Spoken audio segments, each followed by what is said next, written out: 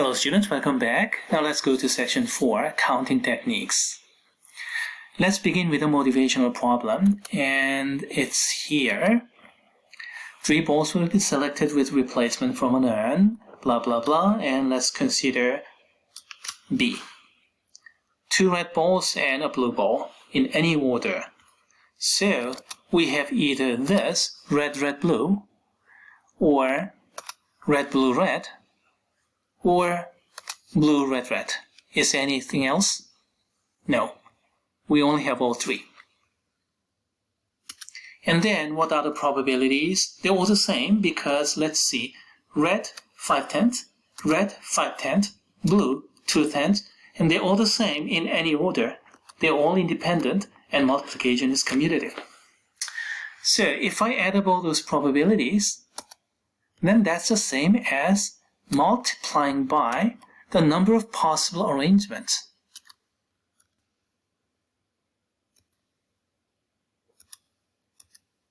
See, this number 3, which I just highlighted in brown, is the number of arrangements. RRB, RBR, BRR. That times an individual probability, because this one never changes. They're all the same, adding the same thing. So this part is related to section 4, counting. How am I going to count these arrangements? Now this one works for with replacement, as we did before, but it works the same for without replacement cases as well, as a matter of fact. No, not this one, this one. Red, red, blue, red, blue, red, blue, red, red. Again, you're looking at the same probability. Why? Well, probabilities differ this time a little bit because this is without replacement, so you have to consider those conditional probabilities. 5/10 and then 4/9 and then 2/8 because the number of balls are going down, down, down. And then 5/10, that stays the same, but instead of 4/9 we have 4/8. Instead of 2/8 we have 2/9, so all those differ. But then again, if you look at the numerator and denominator separately, you can see they're all the same. The number of balls are dropping down to 10, 9, 8, and then if I draw more, 7, 6, kind of like that in denominator. And the numerator, red balls begin from 5 and then drop, drop, drop. And then green balls will begin from 3 and then drop, drop. And then blue ball will begin from 2. And of course, as I select more and more and more without replacement, it'll drop, drop, drop until I run out of balls. So, in any case, eventual probability is the same. And if I'm adding up all those probabilities, that's equivalent to multiplying the number of arrangements. And that number is 3, again, as in this case. And that's what we are looking for. Some number to multiply to a certain probability. So how many arrangements are there? Well, in this case, 2 red and 1 blue, that was easy because we could list them all. And then you can count and get 3. Now what if we have, say, 7 balls? Now that's going to be a bit more challenging. Listing them all is going to be possible, but it's going to be complicated. If you have 17 balls, now that's not going to be possible simply writing those down. You need more advanced technique, and that's what we're going to learn here. First, the simplest case, counting with repetition. Here's an example. A Texas Classic license plate number consists of 3 letters of alphabet and 4 digits, like ABC1010. And of course, the repetition is allowed. So for example, ABA, that's fine. So, first letter, any of the alphabet, A through Z, any of the alphabet A through Z, and then again A through Z, and then these are numbers, 0 through 9, 0 through 9, 0 through 9, another 0 through 9. So how many are there? And that's easy. 26 to the 3rd power, because each digit has 26 possibilities, and then those numeric digits, 10 to the 4th power. Now that's when we have repetition. Now what if we do not allow repetition, like the next example? 5 people will line up horizontally for a group picture. How many different arrangements are possible? So this time, nobody can occupy 2 or more different places at the same time, sit down and take the picture. So repetition is not allowed. Alright, let's have this kind of arrangement. From the left-hand side, you can select any of those 5 persons for the first seat. And then, in the second seat, you only have 4 people to choose from, because 1 already occupied. And then next, only 3 people. And then 2. And then the final person, well, only 1 person left. So multiply by only 1, eventually yielding this many. So if the repetition had been allowed, for example, let's see, there are 5 people, and then there are 5 chairs, and then each chair belongs to a certain person. You can do that, and then anybody can purchase multiple chairs. In that case, first chair, 5 possibilities. Second chair, again 5 possibilities. Third chair, again 5 possibilities, and so on. So you have 5 to the 5th power. But if those people are actually sitting on those chairs and then, take picture, in that case, you have to have those drop downs. 5, 4, 3, 2, 1. See the difference between one and the other? With repetition versus without repetition. Okay, alright. So much for preparations. And next, permutation. In general, the number of arrangements in which R objects are selected from n distinct objects without repetition. Here's a formula. So in the previous case, now there are 5 chairs, and then we are taking pictures. But instead of 5 people, there are, say, 20 people there. And out of those 20 people, 5 people will be selected, and then they are going to sit down and take the group picture. So how does it apply? First seat, there are 20 possibilities. Next, 1 person already took the first seat, so 19. And then 18. And then 17. And finally, in the last seat, there are 16 possibilities out there. And no more, because, I have 5 seats. So that's basically permutation 20, choose 5. Let me repeat that. Say 20 people. Out of 20 people, I'm selecting 5 people to have a lineup and take a group picture. So how many possibilities for the first seat? 20. Next, 19. Next, 18. Next, 17. Next, 16. And well, punch in the calculator, you're going to get something. And that's a permutation. In general, it's going to be this. n minus 0, n minus 1, n minus 2, n minus 3. In the end, n minus of r minus 1. So, largest r numbers starting from n. If you simplify, you're going to get this factorial expression. That's called permutation. So, ordering matters. Next, combination, and this one is going to be a little bit more important. A combination is just selecting R people, and that's it. Do not arrange any further from there. Just select a group of R people as a committee, and then whether they sit down in a certain order, it doesn't matter. So, this will be permutation, but among those R seats, you have all kind of rearrangements there. All those has to be undone. So you have to divide it back, and that's how you get the combination. Just selecting R people, and do not care about the order. So take the permutation, that's the numerator, and then undo the arrangement of those R people selected. And then in the end we get that. And factorial over r n minus r factorial is a permutation. And then further, you divide by r factorial. And if it is a bit difficult to follow the order, I mean permutation, and then undo the counting, if you can't follow, if you just accept it as a formula, hey, that's okay too at this level.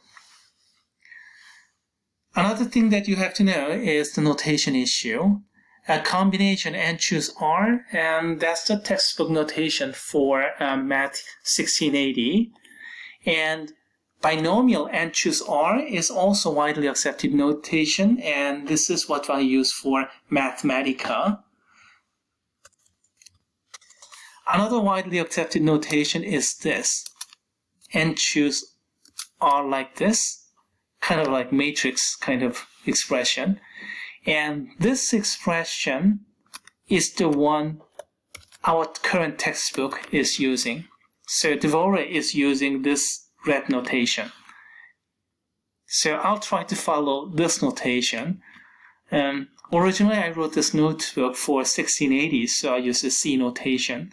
And B notation, I kept it because Mathematica is built up on that way. For example, what is binomial? 10 choose 3, for example. 120, that is 10 times 9 times 8, largest 3 numbers, over 3 times 2 times 1, 120.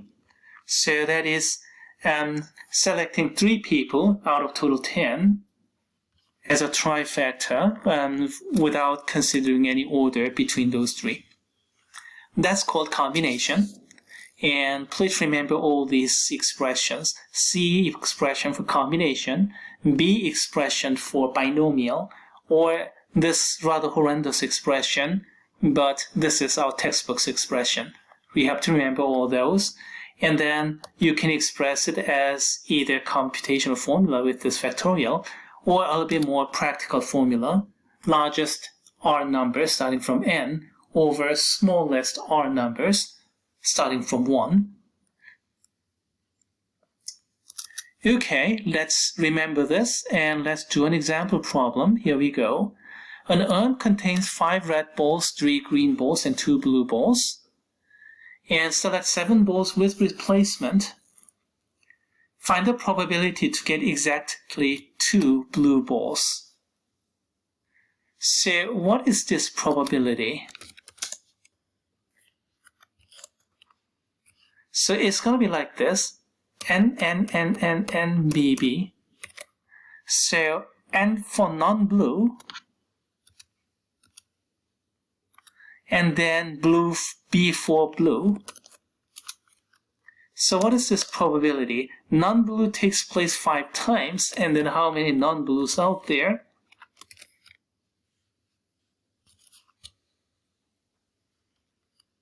Only 2 blue balls, so the probability of non-blue is going to be 8/10, and the probability for blue is going to be 2/10, and that's taking place twice. Alright? And then, for example, if you have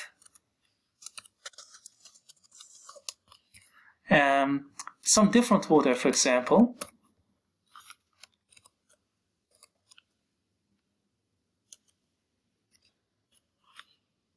and what will this probability be?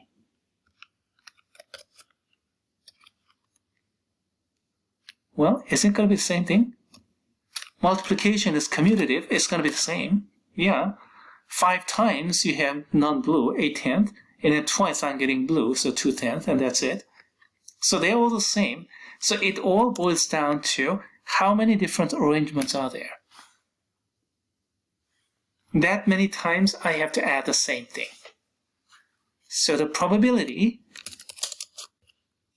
of 2 blue and 5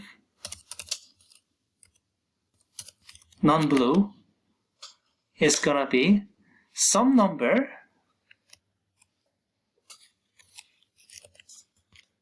times this. Does it make sense? So I have to add up the same thing many times. But how many different arrangements are there? that times this individual probability. 2 blue, and then 5 non-blue, whatever. Now, how many different arrangements are there? And that's gonna be a combination. Wait a minute, it says arrangement. Ordering matters, so shouldn't it be a permutation? No, it's not. Why? I have 7 spots. In order, yes, but I have only N and B. So if I select 2 spots, the other 5 will be automatically non-blue, and that's it. I select either these 2, or this one and that one, or there are many others. So, how many different ways are there to choose 2 spots for blue out of total 7? Combination, 7 choose 2. Make sense? This thing here, which I just highlighted in brown,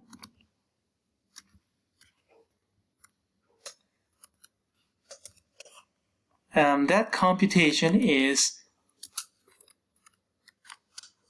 this computation. 7 times 6, largest 2 numbers over smallest 2 numbers, 2 times 1. And then, yeah, all right, 5 non-blue and 2 blue.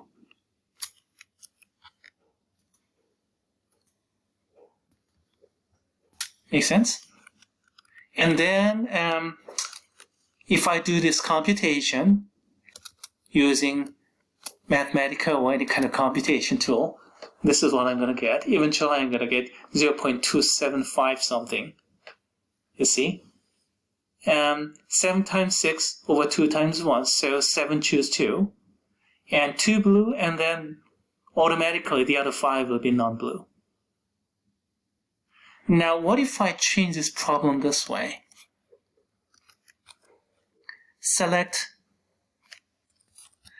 9 balls with replacement. The probability I have exactly 3 blue balls.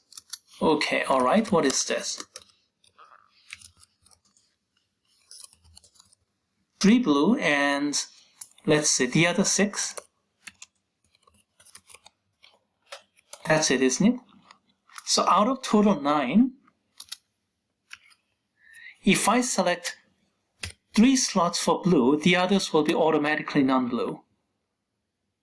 And then how many blue? 3 times. How many non-blue? 6 times. That's my computation. And then how do I calculate this thing? Well, binomial 9 choose 3, or combination 9 choose 3 is 9 times 8 times 7, largest 3 numbers, over smallest 3 numbers, 3 times 2 times 1. And calculate this. I'll leave you there. Is there a formula here? Yes, there is. So binomial n choose r, instead of this combination expression, let me write like this. N choose r. And then p will take place r times. And then the other, automatically 1 minus p, will take place automatically n minus r times. So r success, n minus r failure, basically. R success, n minus r failures out of total n.